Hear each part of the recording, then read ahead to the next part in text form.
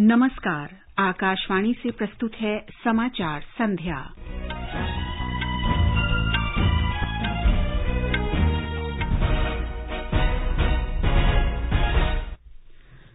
Bharatiya Janata party की हैदराबाद में आयोजित 2 दिन की राष्ट्रीय कार्यकारिणी समिति की बैठक संपन्न। प्रधानमंत्री नरेंद्र मोदी ने भाजपा नेताओं से देश को तुष्टीकरण से तृप्तिकरण की ओर ले जाने को कहा। प्रधानमंत्री ने हैदराबाद के परेड ग्राउंड में रैली को संबोधित करते हुए कहा, तेलंगाना का संपूर्ण विकास भाजपा की सर्वोच्च प्राथमिकता। प्रधानमंत्री कल गुजरात के गांधीनगर में डिजिटल इंडिया सप्ताह 2022 का उद्घाटन करेंगे। प्रधानमंत्री कल आंध्र प्रदेश में स्वतंत्रता सेनानी अल्लूरी सीताराम राजू की 125वीं जयंती के सिलसिले में वर्ष भर के समारोह का उद्घाटन करेंगे। गृहमंत्री अमित शाह कल नई दिल्ली में 100वें अंतर्राष्ट्रीय सहकारिता दिवस समारोह में मुख्य अतिथि होंगे। एकनाथ शिंदे के नेतृत्व वाली सरकार कल विधानसभा में शक्ति परीक्षण का सामना करेगी। भारतीय जनता पार्टी के राहुल नार्वेकर विधानसभा अध्यक्ष चुने गए। मानसून सामान्य समय से 6 दिन पहले पूरे देश में सक्रिय हुआ। बर्मिंघम में एजबेस्टन क्रिकेट टेस्ट मैच के तीसरे दिन इंग्लैंड ने पहली पारी में 284 रन बनाए। भारत ने 132 रन की बढ़त हासिल की और नीदरलैंड्स में महिला हॉकी विश्व कप में पूल बी के पहले मैच में भारत का मुकाबला इंग्लैंड से। समाचार संध्या में जागृति शर्मा के साथ मैं नीलम मलकानिया। प्रधानमंत्री नरेंद्र मोदी ने हैदराबाद में भाजपा की विजय संकल्प सभा को संबोधित किया। इस अवसर पर उन्होंने कहा कि केंद्र सरकार के कार्यों से तेलंगाना की लाखों माताओं, बहनों और बेटियों को सम्मान का जीवन मिला है।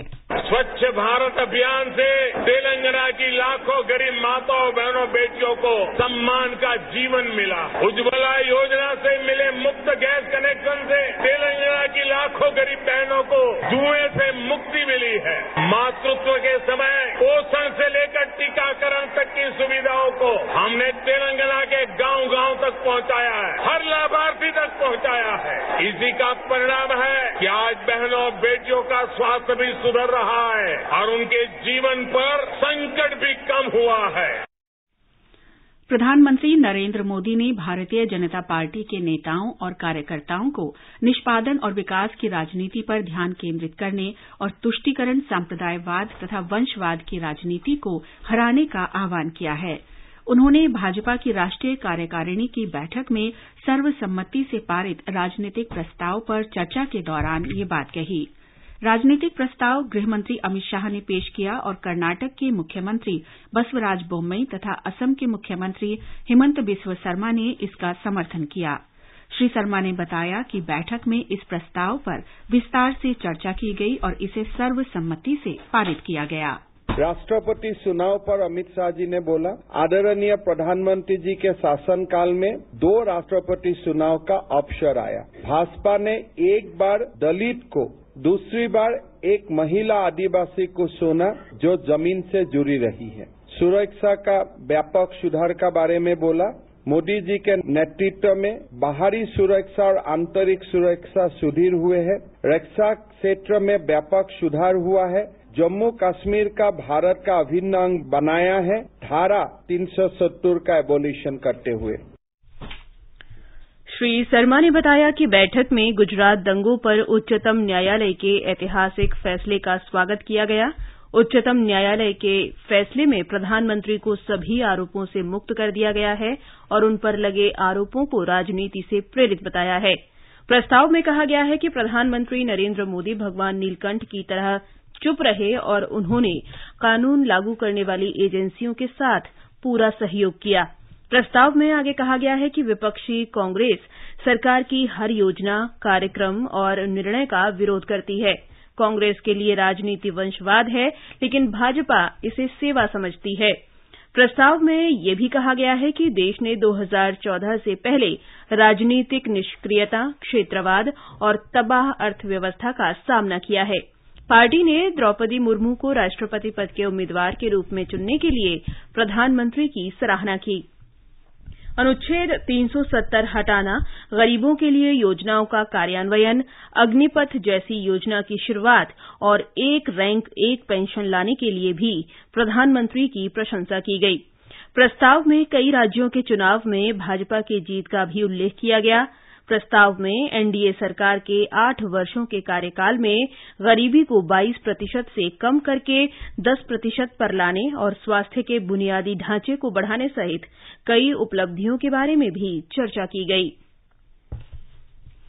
प्रधानमंत्री नरेंद्र मोदी ने हैदराबाद में 2 दिन से जारी राष्ट्रीय कार्यकारिणी की बैठक के समापन समारोह में भारतीय जनता पार्टी के नेताओं को संबोधित किया।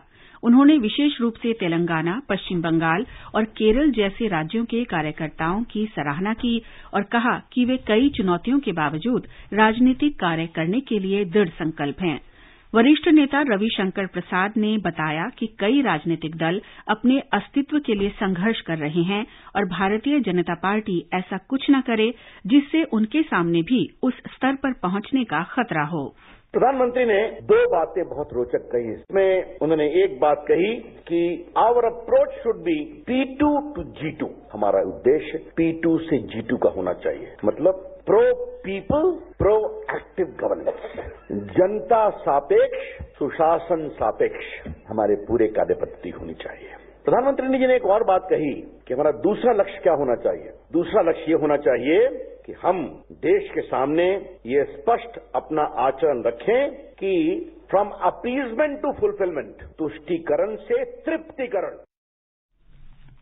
भारतीय जनता पार्टी की राष्ट्रीय कार्यकारिणी की बैठक में आज कहा गया कि तेलंगाना में सभी वर्ग के लोग तेलुगु राष्ट्र समिति TRS की सरकार से प्रसन्न नहीं हैं। बैठक में भारतीय जनता पार्टी महिला मोर्चा की उपाध्यक्ष DK अरुणा के अनुरोध पर तेलंगाना पर वक्तव्य जारी किया गया। भारतीय जनता पार्टी के वरिष्ठ नेता पीयूष गोयल ने मीडिया को बताया कि लोगों की TRS से अपेक्षाएं थी और उन्हें लगता था कि राज्य प्रगति करेगा, लेकिन उन्हें निराशा मिली है। श्री गोयल ने आरोप लगाया कि तेलंगाना भ्रष्टाचार का पर्याय बन गया है। उन्होंने कहा कि कालेश्वरम परियोजना की लागत 40,000 करोड़ रुपए से बढ़कर 1 करोड़ 30 लाख रुपए हो गई है। उन्होंने पालामुरू और निट्टम्पाडु परियोजनाओं का भी उल्लेख किया। TRS की सरकार ने लोगों की उम्मीदों को पूरी तरीके से ध्वस्त कर दिया। जिस प्रकार से भ्रष्टाचार का प्रतीक बन गई है आज तेलंगाना की सरकार, परिवारवाद का एक बहुत ही दुर्भाग्यपूर्ण उदाहरण के रूप में आज तेलंगाना उभरा है कि तेलंगाना का हर वर्ग, चाहे वो किसान हो, चाहे वो दलित हो, चाहे वो शोषित, वंचित, पीड़ित हो, गरीब, मध्यम वर्ग, युवा, महिलाएं, सभी आज इस प्रदेश में दुखी हैं। उन सबकी जो उम्मीदें थी उसको पूरी तरीके से नकार दिया गया है। श्री गोयल ने यह भी कहा कि राज्य में हाल ही में हुए उपचुनावों के परिणाम से TRS की लोकप्रियता कम होने का पता चलता है और ये राज्य में परिवर्तन का संकेत है। इस अवसर पर भारतीय जनता पार्टी की तेलंगाना शाखा के अध्यक्ष बांदी संजय ने कहा कि भारतीय जनता पार्टी ने तेलंगाना राज्य के गठन में प्रमुख भूमिका निभाई थी। उन्होंने कहा कि राज्य में वंशवादी राजनीति शासन कर रही है और ये तेलंगाना के लोगों की अपेक्षाओं के विपरीत है। इस बीच प्रधानमंत्री नरेंद्र मोदी ने तीव्र विकास और जीवन सुगमता सुनिश्चित करने के लिए डबल इंजन की सरकार पर बल दिया है। उन्होंने तेलंगाना के लोगों को आश्वासन दिया कि केंद्र सरकार समाज के सभी वर्गों के जीवन में सकारात्मक बदलाव लाने के लिए हर प्रकार के प्रयास कर रही है। सिकंदराबाद के परेड ग्राउंड से तेलंगाना के लोगों को संबोधित करते हुए उन्होंने कहा कि कई राज्यों ने ये साबित किया है कि डबल इंजन की सरकार बेहतर सेवाएं दे सकती है। उन्होंने कहा कि तेलंगाना का संपूर्ण विकास केंद्र सरकार की सर्वोच्च प्राथमिकता है। श्री मोदी ने कहा कि केंद्र सरकार विकास में तेजी ला रही है। उन्होंने आश्वस्त किया कि प्रत्येक गांव और शहर को सड़क संपर्क उपलब्ध कराया जाएगा और क्षेत्रीय रिंग रोड भी जल्द ही वास्तविकता बन जाएगी। जनसभा में बड़ी संख्या में लोगों ने भाग लिया। प्रधानमंत्री नरेंद्र मोदी कल गुजरात के गांधीनगर में डिजिटल इंडिया सप्ताह 2022 का उद्घाटन करेंगे। कार्यक्रम के दौरान वे कई डिजिटल कदमों की शुरुआत करेंगे। इसका उद्देश्य प्रौद्योगिकी तक पहुंच बढ़ाना, जीवन यापन को सुगम बनाना और स्टार्टअप को बढ़ावा देना है।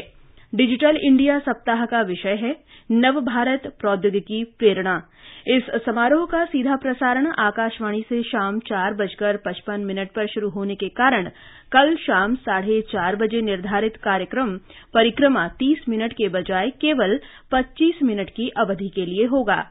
श्री मोदी डिजिटल इंडिया भाषिणी का शुभारंभ करेंगे, जिससे भारतीय भाषाओं में इंटरनेट और डिजिटल सेवाओं तक पहुंच आसान होगी और भारतीय भाषाओं में विषय वस्तु तैयार करने में सहायता मिलेगी।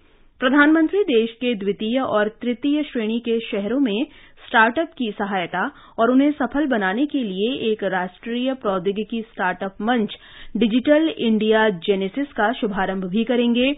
इस योजना के लिए कुल 750 करोड़ रुपए की राशि निर्धारित की गई है। प्रधानमंत्री नरेंद्र मोदी कल आंध्र प्रदेश के भीमावरम में जाने माने स्वतंत्रता सेनानी अल्लूरी सीताराम राजू की 125वीं जयंती समारोह का भी उद्घाटन करेंगे। इस अवसर पर श्री मोदी अल्लूरी सीताराम राजू की 30 फीट ऊंची कांस्य प्रतिमा का अनावरण भी करेंगे। आकाशवाणी से इस समारोह का सीधा प्रसारण कल सुबह 11 बजे से एफएम गोल्ड और इंद्रप्रस्थ चैनलों पर किया जाएगा। ये दोनों कार्यक्रम एआईआर लाइव न्यूज 24/7 चैनल और आकाशवाणी यूट्यूब चैनल पर भी उपलब्ध होंगे। केंद्रीय सूचना और प्रसारण मंत्री अनुराग सिंह ठाकुर एक दिन की यात्रा पर कल कोझिकोड पहुंचेंगे। वे कल सुबह स्वच्छता अभियान में भाग लेंगे और समाचार पत्र जन्मभूमि मलयालम दैनिक के नए भवन का उद्घाटन करेंगे। श्री अनुराग ठाकुर दोपहर बाद इलेक्ट्रॉनिक मीडिया के मालिकों और प्रिंट मीडिया के संपादकों से मुलाकात करेंगे और इसके बाद सर्किट हाउस में मालाबार चैम्बर ऑफ कॉमर्स के प्रतिनिधियों के साथ विचार विमर्श करेंगे। वे नई दिल्ली रवाना होने से पहले शाम में भारतीय खेल प्राधिकरण केंद्र के अधिकारियों और खिलाड़ियों के साथ भी बैठक करेंगे। गृहमंत्री अमित शाह नई दिल्ली में 100वें अंतर्राष्ट्रीय सहकारिता दिवस के अवसर पर होने वाले समारोह में कल मुख्य अतिथि होंगे। इसका विषय है बेहतर विश्व के निर्माण में सहकारिता की भूमिका। राष्ट्र के निर्माण में आत्मनिर्भर भारत के महत्व को देखते हुए सहकारिता मंत्रालय और भारतीय राष्ट्रीय सहकारिता संघ ने आत्मनिर्भर भारत और बेहतर विश्व के निर्माण में सहकारिता की भूमिका विषय पर इस कार्यक्रम का आयोजन किया है। भारत का सहकारिता आंदोलन विश्व का सबसे बड़ा आंदोलन है। फिलहाल भारत में 8,50,000 से अधिक सहकारी समितियां हैं, जिनसे देश के 90% गांव जुड़े हुए हैं। इन सहकारी समितियों की ग्रामीण और नगरीय दोनों ही क्षेत्रों में सामाजिक और आर्थिक विकास लाने में महत्वपूर्ण भूमिका रही है। अमूल, इफको, क्रिबको और नेफेड भारत में सहकारी आंदोलन की सफलताओं के जाने-माने उदाहरण हैं। ये समाचार हमारी वेबसाइट newsonair.com/hindi और हमारे mobile app news on AIR पर भी उपलब्ध हैं। कॉम्पिटिशन्स की अगर आप कर रहे हैं तैयारी, तो आपके लिए ऑल इंडिया रेडियो लाया है कार्यक्रम अभ्यास। एक ऐसा कार्यक्रम जिसमें आप पूछते हैं सवाल 9289094044 पर या फिर ईमेल करते हैं abhyas.airnews@gmail.com पर, जिसके जवाब एक्सपर्ट देंगे शनिवार रात 9:30 बजे। इस बार का विषय है ज्योग्राफी यानी कि भूगोल और प्रश्न भेजने की अंतिम तारीख है 6 जुलाई। आपके सवालों का हम कर रहे हैं इंतजार। आपका अभ्यास हमारा प्रयास। समाचार संध्या में आपका फिर स्वागत है। आगे बढ़ने से पहले मुख्य समाचारों पर एक नजर। भारतीय जनता पार्टी की हैदराबाद में आयोजित 2 दिन की राष्ट्रीय कार्यकारिणी समिति की बैठक संपन्न। प्रधानमंत्री नरेंद्र मोदी ने भाजपा नेताओं से देश को तुष्टीकरण से तृप्तिकरण की ओर ले जाने को कहा। प्रधानमंत्री ने सिकंदराबाद के परेड ग्राउंड में रैली को संबोधित करते हुए कहा, तेलंगाना का संपूर्ण विकास केंद्र सरकार की सर्वोच्च प्राथमिकता। प्रधानमंत्री कल गुजरात के गांधीनगर में डिजिटल इंडिया सप्ताह 2022 का उद्घाटन करेंगे। प्रधानमंत्री कल आंध्र प्रदेश में स्वतंत्रता सेनानी अल्लूरी सीताराम राजू की 125वीं जयंती के सिलसिले में वर्ष भर के समारोहों का उद्घाटन करेंगे। गृहमंत्री अमित शाह कल नई दिल्ली में 100वें अंतर्राष्ट्रीय सहकारिता दिवस समारोह में मुख्य अतिथि होंगे। एकनाथ शिंदे के नेतृत्व वाली सरकार कल विधानसभा में शक्ति परीक्षण का सामना करेगी। भारतीय जनता पार्टी के राहुल नार्वेकर विधानसभा अध्यक्ष चुने गए। मॉनसून सामान्य से 6 दिन पहले पूरे देश में सक्रिय हुआ। बर्मिंघम में एजबेस्टन क्रिकेट टेस्ट मैच के तीसरे दिन इंग्लैंड ने पहली पारी में 284 रन बनाए, भारत ने 132 रन की बढ़त हासिल की। और नीदरलैंड्स में महिला हॉकी विश्व कप में पूल बी के पहले मैच में भारत का मुकाबला इंग्लैंड से। भारतीय जनता पार्टी के राहुल नार्वेकर आज महाराष्ट्र विधानसभा के अध्यक्ष चुने गए। नार्वेकर को 164 और महाविकास अघाड़ी के उम्मीदवार राजन साल्वी को 107 वोट मिले।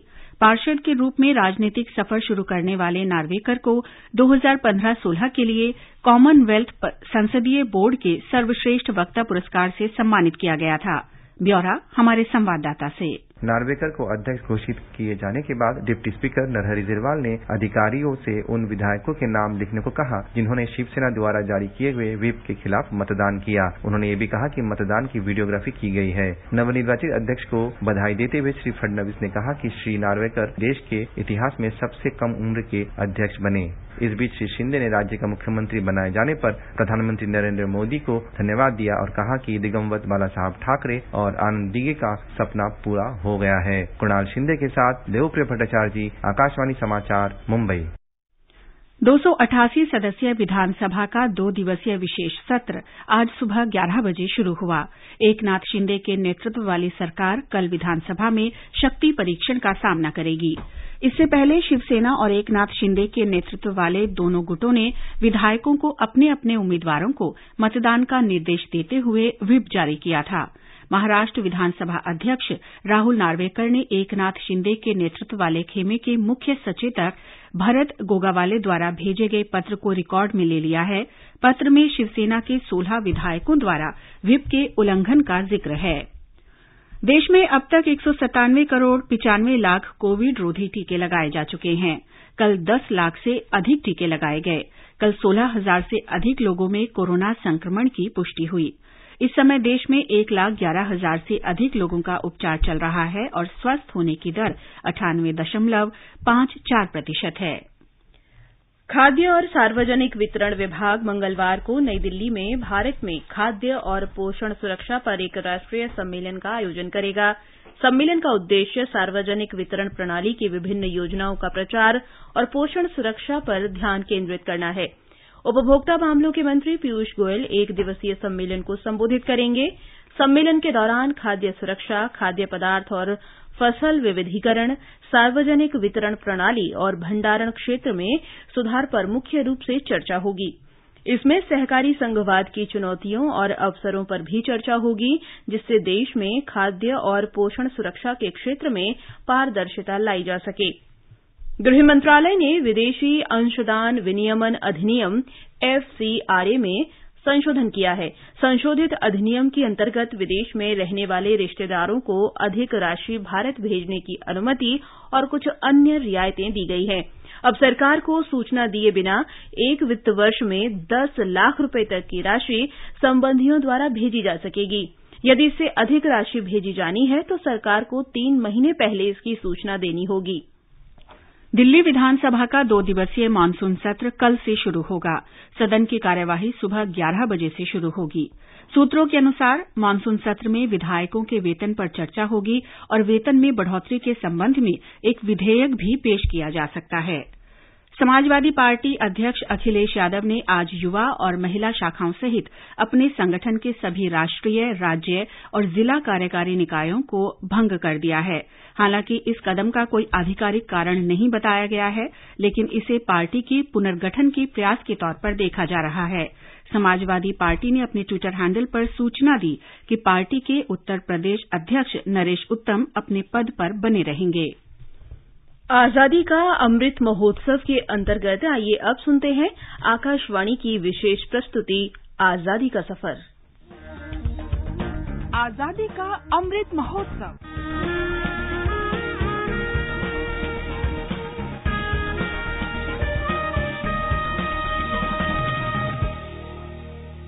आजादी का सफर आकाशवाणी के संग एक राष्ट्र का उदय, भारत का गौरवशाली स्वतंत्रता संग्राम आधुनिक विश्व के महानतम संघर्षों में शामिल है। आकाशवाणी से हम प्रतिदिन प्रस्तुत कर रहे हैं इस संघर्ष की एक झलक।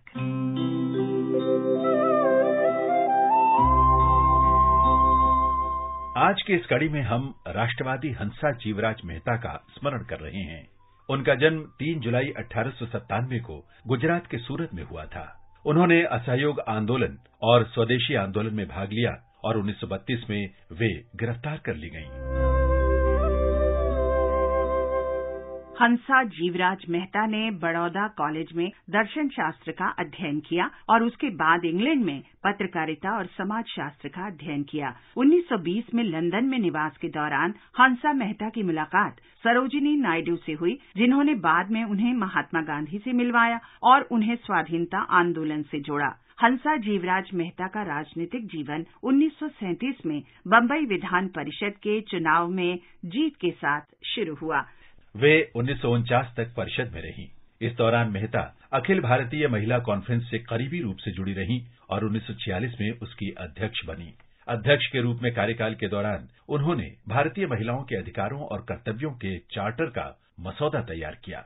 इस चार्टर में महिलाओं के लिए समानता और नागरिक अधिकारों की मांग की गई थी। मेहता ने 1946 में महिलाओं की स्थिति पर संयुक्त राष्ट्र की उप समिति के सदस्य के रूप में भी कार्य किया। वे संयुक्त राष्ट्र मानवाधिकार समिति की सार्वभौम घोषणा के दौरान एलिनोर रूजवेल्ट के साथ उपाध्यक्ष रहीं।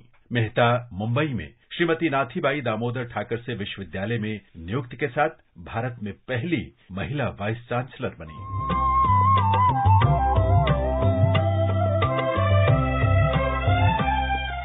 हंसा मेहता बंबई से संविधान सभा के लिए निर्वाचित हुई, जहां उन्होंने महिलाओं के अधिकारों के पक्ष में मजबूती से तर्क रखे और समान नागरिक संहिता और आरक्षण पर बहस में हस्तक्षेप किया। मेहता संयुक्त राष्ट्र मानवाधिकार आयोग के लिए भारतीय प्रतिनिधि थी। उन्होंने मानवाधिकारों की सार्वभौम घोषणा के अनुच्छेद 1 में महत्वपूर्ण भूमिका निभाई और अधिकारों को समावेशी बनाने में योगदान दिया।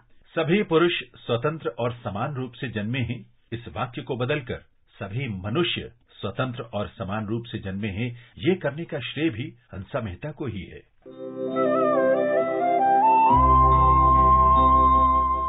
भारत सरकार ने 1959 में हंसा जीवराज मेहता को पद्म भूषण से सम्मानित किया। 4 अप्रैल 1995 को उनका निधन हो गया। भारत की इस महान बेटी हंसा मेहता को आकाशवाणी का शत-शत नमन। वतन पे जो फिदा होगा, अमर हो नौजवान होगा, रहेगी जब तलक दुनिया, ये अफसाना बयां होगा। हम राष्ट्रवादी मौलाना हबीबुर रहमान लुधियानवी का भी आज स्मरण कर रहे हैं।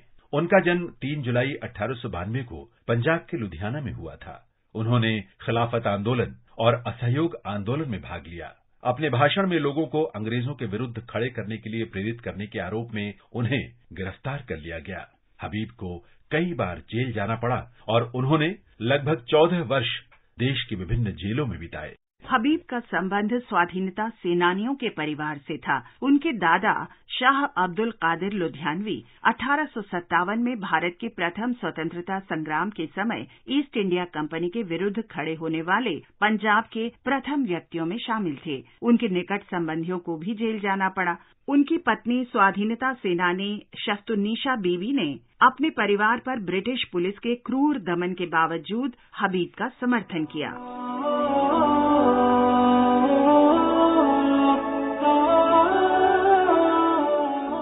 हबीबुर रहमान लुधियानवी ने जमीयत उल उलेमा ए हिंद में महत्वपूर्ण भूमिका निभाई और मौलाना अबुल कलाम आजाद की सलाह पर 1920 में मजलिस ए एहरार यानी द सोसाइटी ऑफ फ्रीडम शुरू की।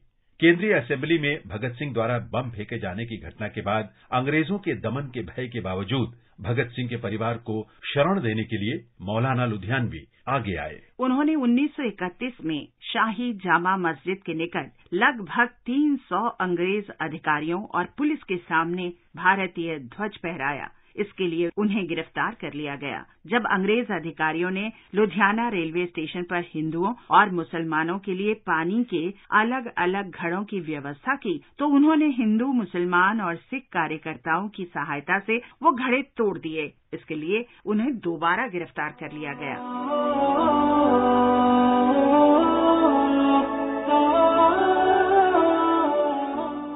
1947 के बुरे समय में खराब माहौल के कारण हबीबुर रहमान ने अपने मित्रों के परामर्श से लुधियाना छोड़ दिया। उन्होंने दिल्ली में शरणार्थी शिविर में शरण ली। उन्होंने मुस्लिम लीग की विभाजनकारी राजनीति ठुकरा दी और अपने पुश्तैनी घर लुधियाना लौट गए। स्वाधीनता और मरते दम तक लोगों की स्वतंत्रता के लिए प्रतिबद्ध हबीबुर रहमान लुधियानवी की मृत्यु 2 सितंबर 1955 को हुई। इस महान राष्ट्रवादी हबीबुर रहमान लुधियानवी को हमारा शत शत नमन।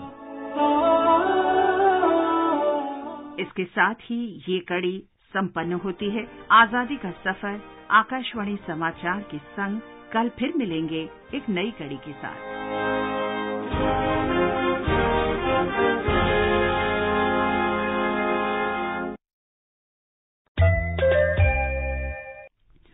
श्री अमरनाथ जी श्राइन बोर्ड ने इस वर्ष श्रद्धालुओं के लिए ऑनलाइन पूजा, हवन और प्रसाद की सेवा शुरू करने की घोषणा की है। अब श्रद्धालु हिम शिवलिंग के दर्शन वेबसाइट www.shriamarnathjishrine.com के माध्यम से कर सकेंगे। आकाशवाणी श्रीनगर ने बालतल आधार शिविर से श्री अमरनाथ जी यात्रा से संबंधित विशेष प्रसारण शुरू किया है।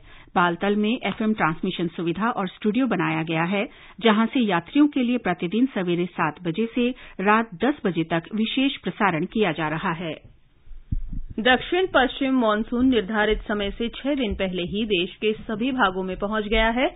मौसम विभाग ने बताया है कि अब मानसून उत्तरी अरब सागर, गुजरात और राजस्थान के शेष भागों की ओर बढ़ गया है। वर्ष 2003 से अब तक केवल 5 बार ऐसा हुआ है जब 2 जुलाई से पहले मानसून पूरे देश में एक साथ पहुंचा है। अगले 5 दिनों में उड़ीसा, गुजरात, कोंकण और गोवा में तेज वर्षा का अनुमान है। इस बीच केरल के कई भागों में तेज वर्षा जारी है। भारतीय मौसम विभाग ने आज इडुक्की, त्रिशूर, कोझिकोड, कुन्नूर और कासरगोड जिलों में ऑरेंज अलर्ट जारी किया है। मल्लापुरम में भी कल अलर्ट की घोषणा रहेगी। और अब एक नजर कल के मौसम पूर्वानुमान पर। राष्ट्रीय राजधानी दिल्ली में सामान्य रूप से बादल छाए रहने के साथ हल्की बारिश होने की संभावना है। मुंबई में आमतौर पर बादल छाए रहेंगे और मध्यम वर्षा हो सकती है। कोलकाता में सामान्य रूप से बादल छाए रहेंगे और 1 या 2 बार गरज के साथ बौछार पड़ने की संभावना है। चेन्नई में सामान्य तौर पर बादल छाए रहेंगे और हल्की बूंदाबांदी हो सकती है। श्रीनगर में सामान्य रूप से आसमान साफ रहेगा और दोपहर बाद आंशिक रूप से बादल छाए रह सकते हैं। जम्मू और मुजफ्फराबाद में आंशिक रूप से बादल छाए रह सकते हैं और 1 या 2 बार गरज के साथ बारिश होने की संभावना है। लेह और गिलगित में आंशिक रूप से बादल छाए रहेंगे। बर्मिंघम में भारत के साथ 5वें और अंतिम क्रिकेट टेस्ट मैच के तीसरे दिन आज इंग्लैंड ने पहली पारी में 284 रन बनाए। पहली पारी के आधार पर भारत ने इंग्लैंड से 132 रन की बढ़त बना ली है। इंग्लैंड की ओर से जॉनी बेयरस्टो ने 106 रन की शतकीय पारी खेली। जवाब में भारत ने अपनी दूसरी पारी में ताजा समाचार मिलने तक 1 विकेट पर 25 रन बना लिए हैं। इससे पहले भारत ने अपनी पहली पारी में 416 रन बनाए। नीदरलैंड्स के एम्स्टेलवीन में महिला हॉकी विश्व कप के पूल बी में इस समय भारत का सामना इंग्लैंड से जारी है। स्पेन और नीदरलैंड्स मिलकर टूर्नामेंट की मेजबानी कर रहे हैं। इसमें 16 टीमें भाग ले रही हैं। भारत, इंग्लैंड, न्यूजीलैंड और चीन पूल बी में हैं। विंबलडन टेनिस टूर्नामेंट के प्री क्वार्टर फाइनल में आज सर्बिया के शीर्ष वरीयता प्राप्त नोवाक जोकोविच, ब्रिटेन के कैमरन नूरी, इटली के जैनिक सिनर अपनी अपनी चुनौती पेश करेंगे। अंत में मुख्य समाचार एक बार फिर। भारतीय जनता पार्टी की हैदराबाद में आयोजित 2 दिन की राष्ट्रीय कार्यकारिणी समिति की बैठक संपन्न। प्रधानमंत्री नरेंद्र मोदी ने भाजपा नेताओं से देश को तुष्टीकरण से तृप्तिकरण की ओर ले जाने को कहा। प्रधानमंत्री ने सिकंदराबाद के परेड ग्राउंड में रैली को संबोधित करते हुए कहा, तेलंगाना का संपूर्ण विकास केंद्र सरकार की सर्वोच्च प्राथमिकता। प्रधानमंत्री कल गुजरात के गांधीनगर में डिजिटल इंडिया सप्ताह 2022 का उद्घाटन करेंगे। प्रधानमंत्री कल आंध्र प्रदेश में स्वतंत्रता सेनानी अल्लूरी सीताराम राजू की 125वीं जयंती के सिलसिले में वर्ष भर के समारोह का उद्घाटन करेंगे। गृहमंत्री अमित शाह कल नई दिल्ली में 100वें अंतर्राष्ट्रीय सहकारिता दिवस समारोह में मुख्य अतिथि होंगे। एकनाथ शिंदे के नेतृत्व वाली सरकार कल विधानसभा में शक्ति परीक्षण का सामना करेगी। भारतीय जनता पार्टी के राहुल नार्वेकर विधानसभा अध्यक्ष चुने गए। मानसून सामान्य से 6 दिन पहले पूरे देश में सक्रिय हुआ और नीदरलैंड्स में महिला हॉकी विश्व कप में पूल बी के पहले मैच में भारत का मुकाबला इंग्लैंड से जारी। इसके साथ ही समाचार संध्या का ये अंक समाप्त हुआ। नमस्कार।